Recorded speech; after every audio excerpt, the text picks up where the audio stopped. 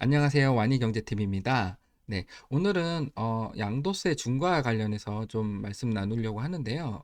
지금 5월 9일까지가 양도세 중과가 배제되거든요.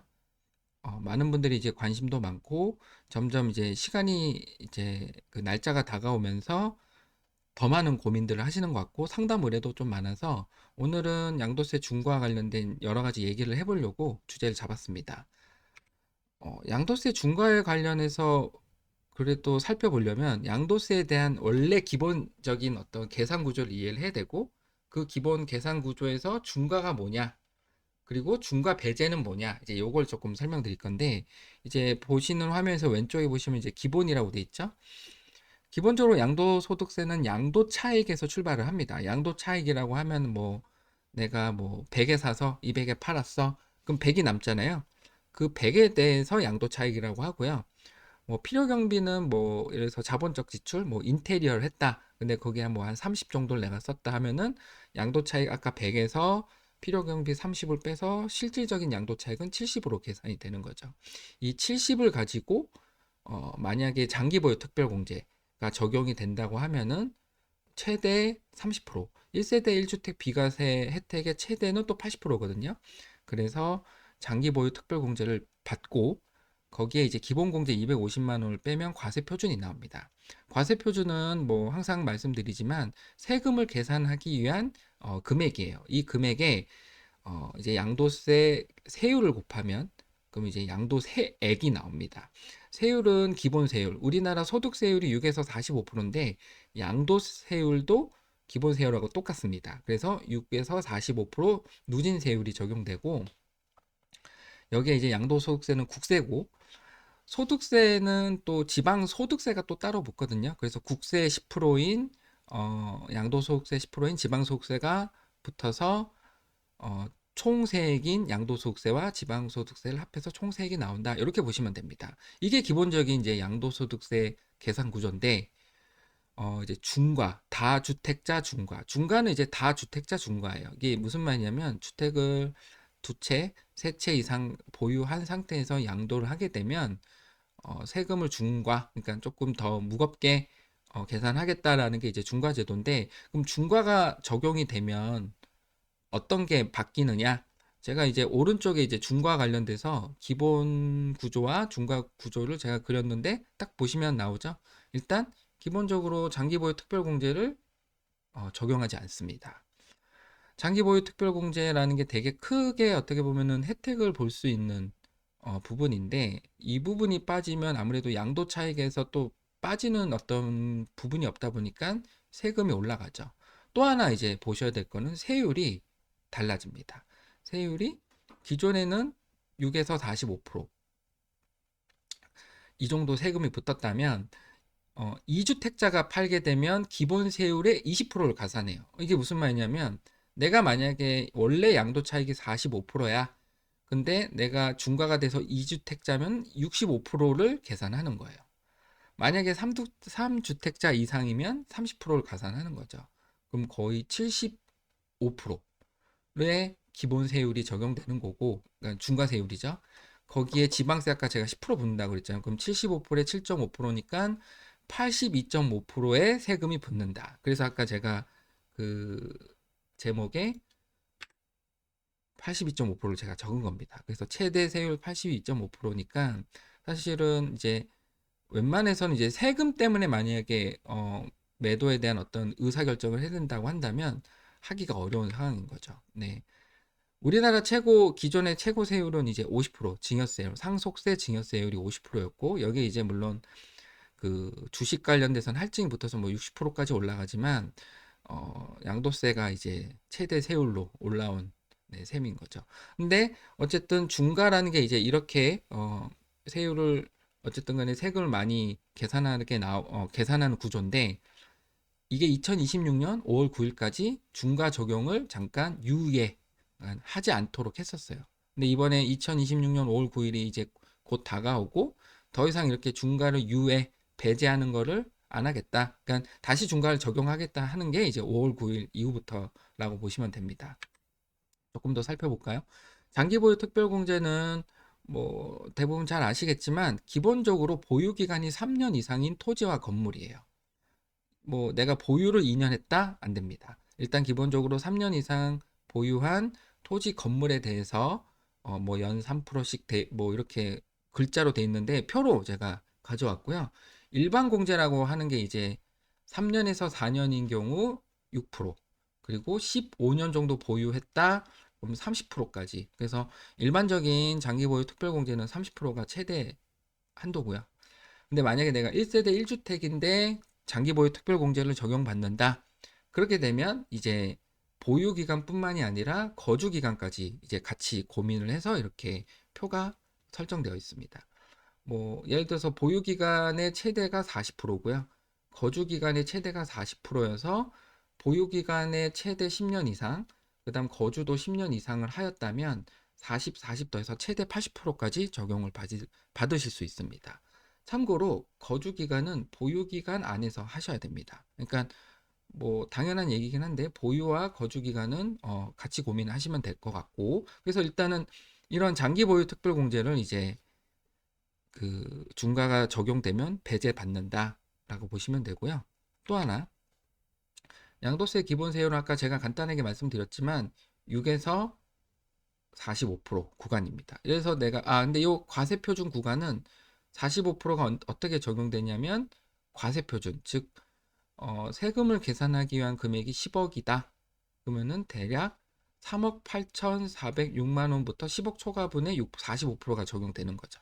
그러니까 10억 이상을 버시면 한계 세율은 45%다. 이렇게 보시면 될 것 같아요. 그래서 양도세는 기존에 이렇게 적용됐었다. 이 상태에서 이렇게 해서 기본 세율하고 중과 세율을 제가 조금 비교해 봤습니다. 말씀드렸다시피 과세표준 1,400만 원 이하일 경우 6%, 그래서 10억 초과는 45%고요. 이 주택은 20%가 가산되기 때문에 26%, 35%, 그래서 최대 세율이 65%. 3주택이면은 30%가 가산되니까 36%, 최대 45%에 30%가 더하면 75%. 그러니까 양도 차익이 10억을 초과할 경우에는 거의 75%까지 세율이 올라간다. 뭐, 요 이제 누진 공제는 계산하기 편하게 이제 표를 바꾼 건데, 내가 양도 차익이 10억이다. 그러면 10억 곱하기 75% 마이너스 6,594만 원 하면 해당 세금이 나옵니다. 뭐, 요건 이제 누진 공제 적용표고요. 그래서 요걸 보시면 아시겠지만 세금이 어마어마하죠. 네. 양도 차익이 만약에 10억이다. 네, 뭐 20억, 30억 계산할까 하다가 일단 10억으로 가져왔는데 10억이면 일반적으로 기본적으로 뭐 장기보유 특별공제 30% 적용받는다고 치고 기본공제 250만 원 해서 10억에 6억 9,750만 원이 과표가 나오고요. 적용세율은 이제 42%로 떨어지거든요. 뭐 기존 거 6억이면은 요 구간이잖아요. 그래서 이렇게 42%가 구간이 적용된다 보시면 되고요. 다시 돌아와서 누진 공제 3,594만 원을 하면 양도세로 2억 5,700, 지방세는 양도세 10%가 붙어서 2,500만 원. 그래서 총 납부세액이 2억 8,200이 붙고요. 이게 기존에 만약에 양도 차익이 10억이 있었는데 기존의 어떤 양도세 구조였다면 중과가 적용된다면 2주택일 경우는 20%가 가산되잖아요. 거기에 장기보유 특별공제 3억이 적용이 안 되는 거죠. 네. 뭐 30%를 가정했으니까 그렇게 해서 이제 과표가 당연히 3억만큼 늘어났을 거고 세율도 늘어났기 때문에 세금이 거의 6억 4천 정도 나온다. 지방세까지 해서 3주택이면 42%에 30%가 가산되니까 72%, 72%에 그다음 장기보유 특별공제까지 배제됐기 때문에 7억 5천까지 올라가죠. 그래서 뭐 이건 이제 최대 세율로 계산한 건 아니지만 대략 10억이라는 양도 차익으로 계산을 했을 때 3주택 이상인 경우와 아닌 경우는 거의 2억 8,200에서 7억 5천이니까 한 5억 정도, 한 4억 8천, 7천 정도 차이가 나네요. 거의 2배, 3배 이렇게 차이가 나니까 이 부분이 사실은 5월 9일이 지나고 나서 이제 주택을 매매한다? 똑같은 상황인데 그러면 세금을 이렇게 내시는 거고 이렇게 내시는 거고 5월 9일 이전에 판다고 하면 이렇게 세금을 내니 다들 이제 고민이 많으신 거죠. 네. 여기 이제 그래서 중과 적용 배제는 2026년 5월 9일까지 요 규정에 따라서 예전에 이렇게 됐었어요. 그러니까 다주택자에 대한 양도세 중과를 한시적으로 배제할게요. 적용 안 할게요. 그건 언제까지? 2022년 5월 10일부터 26년 5월 9일. 이제 지금 3월 오늘 촬영이 25일 날 했으니까 거의 이제 뭐 두 달도 안 남았네요. 한 달 반. 그래서 이렇게 일반적인 걸로 적용한다. 네, 이렇게 보시면 되고요. 네, 조금 더 볼까요? 다만 지금 시간이 많지 않기 때문에 그래도 이게 몇 가지 예외 사항이라고 할까요? 개정 사항을 좀 뒀습니다. 좀 복잡한데 한번 제가 읽어볼게요. 일단은 기본적으로 이제 제3주 1세대 3주택 이상에 해당하는 주택이란 그래서 3개 이상의 주택일 경우에 아까처럼 중과를 적용하겠다. 다만 1호부터 12호에 해당하는 주택은 주택수를 계산할 때 산입하지 않겠다라고 해서 중과를 이제 조금 배제해 주는 사항을 줬는데 요 12-2를 보면 뭐 복잡하죠. 2026년 2월 27일 날 개정됐어요. 26년 5월 9일까지 양도하는 주택 이렇게 나와 있고요. 요 규정이 원래는 요 안에 있었는데 여기 빠져나왔고 나가 추가됐습니다. 나가 이제 기본적으로 조금 유예를 하는 건데 그게 무슨 말이냐면 5월 9일까지 시간이 많이 없으니까 이제 정부에서도 시간을 조금 더 주는 거예요. 어떻게 주냐? 기본적으로 토지거래 허가 구역에 대상되는 주택인 경우에는 다음의 요건을 모두 갖춘 경우 어, 지금 그 양도 중과를 좀 배제하겠다. 첫 번째, 토지 거래 허가를 받아야 됩니다. 그러니까 이게 다주택자가 지금 팔기 위해서는 5월 9일까지 양도를 해야 돼요. 그래야 아까처럼 중과를 그러니까 중과가 적용이 안 되는 거죠. 일반 세율로 과세할 수 있는데 시간이 많이 없다 보니까 시간적 여유를 두는 거예요. 참고로 양도의 기준은 뭐냐면 우리가 계약금, 중도금, 잔금을 내잖아요. 잔금 기준일과 등기 접수일, 등기 등록을 요하는 재산인 경우에는 등기 접수일과 잔금일 중 빠른 날을 양도일로 봅니다. 그러니까 대부분 뭐 잔금 지급일과 등기 접수일이 같은 날이니까 대부분 잔금일을 생각하시면 되는데 잔금을 5월 9일까지 치르기가 사실은 좀 어렵잖아요. 지금 더구나 토지거래 허가 구역도 많고 시간도 많이 걸리다 보니까 이런 규정을 지금 둔 겁니다. 그래서 다시 설명드리면 토지거래 허가를 받아야 되고요. 사는 사람 입장에서 파는 사람 입장에서는 다주택자인데 사는 사람 입장에서 토지거래 허가 받아야 되고 그러니까 실거주를 하셔야 되는 거고 두 번째는 대신 2026년 5월 9일까지 잔금이 아니고 매매 계약을 체결하시면 돼요. 그리고 그 계약금이 지급받은 사실이 증빙 서류에 의해서 확인되는 거죠. 뭐 가계약금 이런 거 말고 아마 대부분 이제 우리가 계약을 보통 10%로 하니까 당연히 매매 계약 체결하셔야 되고 그리고 계약금을 지급받은 사실이 뭐 계좌이체나 이런 증빙 서류에 의해서 명백하게 확인이 되셔야 하고요. 이에 2번에 따른 그러니까 요 계약 체결일 로부터 뭐 예서 그게 극단적으로 5월 8일이다. 뭐 5월 9일이다. 뭐 조금 안전하게 5월 8일이다. 8일부터 4개월까지 양도, 그러니까 즉 잔금 지급일을 4개월로 미뤄도 된다라는 게 이제 기본적 개정 사항입니다. 다만 다음 표에 따른 지역에 따른 이제 주택은 6개월, 서울특별시, 경기도는 조금 시간을 요 지역은 2개월을 조금 더 준 상황입니다. 그래서 이렇게 그 개정 사항이 좀 있고요. 네, 커피를 좀 마시겠습니다. 중과 주택 배제 기준이 있는데 이걸 이제 의외로 좀 잘 모르시는 분들도 좀 있어서 그러니까 모든 다주택자가 해당이 되느냐 또 그건 아니에요. 물론 우리가 이제 흔히 생각하는 이제 수도권은 대부분 아니 거의 100% 해당이 되는데 내가 2주택자인데 중과가 배제되는 주택이 있어요. 그러니까 내가 나는 주택 수는 2개인데 중과에 적용되는 주택이 아니라고 해서 빼주는 주택들이 있어요. 그거에 대한 설명이에요. 그게 뭐, 뭐 요새는 좀 많이 아시긴 하지만 주택 수 산입 여부에 따라서 중과 대상 판정을 이렇게 봅니다. 요거 좀 이해하기 좀 어려운데 일단 수도권 광역시 세종시 금액과 상관없이 무조건 중과주택이다. 그러니까 여기는 뭐 중과주택수에서 빠진다 이런 게 없는 거죠. 수도권 광역시 외곽 여기 이제 군, 읍, 면인데요. 자세한 건 이제 요건 찾아보셔야 될 거고요.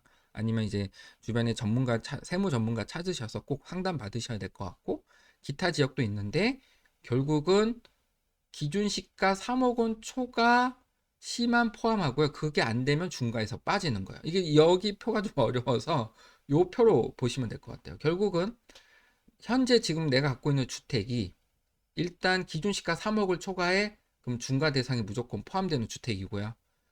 기준 시가 3억 원 이하 주택인데 수도권에 있어 중과 대상이 포함이 당연히 되고 광역시, 군, 읍, 면, 기타 도 지역 외 우리가 농촌 지역이든지 이런 지역들의 주택이다. 그러면은 중과 대상에서 제외한다라고 보시면 될 것 같아요. 그래서 제외되는 주택의 범위가 좀 작긴 한데 모든 주택이 다 포함되는 것도 아니다. 그래서 혹시나 내가 지방의 시골이나 이런 읍면에 갖고 있는 주택 때문에 고민하신다면 요걸 한번 같이 고민하시는 게 어떨까 싶습니다. 그래서 당연히 양도 차익이 큰 거를 나중에 팔아야 되니까 혹시나 요거를 지금이라도 파실 수 있는 상황, 그러니까 여기에 해당되면 당연히 주택세 안 들어가니 상관없는데 뭐 지방에 조금 뭐 이런 주택을 만약에 처분하실 수 있다면 이런 중과 기준을 조금 이제 배제할 수 있는, 그러니까 적용을 안 받을 수 있기 때문에 의사결정에 좀 도움이 되실까 하고 제가 정리해 왔습니다. 네. 이렇게 그 현재 뭐 원래부터 이제 조금 양도세 중과 배제 관련해서 이슈가 좀 많아서 사람들이 관심이 많았기 때문에 대부분 알고 계시는 내용이긴 한데 이제 시간이 다가오면서 점점 이제 고민이 많아지시는 것 같아요. 상담도 좀 많고 특히 이제 임대사업자 하시는 분들도 되게 고민도 많으신 것 같고 뭐 여러 가지 상황에 따라서 특히 이제 보유세 얘기도 많이 나오잖아요. 보유세가 이제 올라가면 내가 차라리 지금 파는 게 좋지 않을까라는 고민 진짜 많이 하시는 것 같아요. 그래서 이런 고민 있으시면 뭐 주변에 전문가 찾으셔도 되고 뭐 와니티비 뭐 저한테 메일 보내주시면 제가 또 친절하게 상담할 수 있도록 하겠습니다. 오늘 제가 양도세 중과로 찾아왔고 다음에도 알찬 주제로 찾아오겠습니다. 네, 구독, 좋아요, 영상이 즐거우셨다면 꼭 해주시고 즐겁지 않으셨다면 네, 어쩔 수 없죠. 네, 또 찾아올게요. 안녕.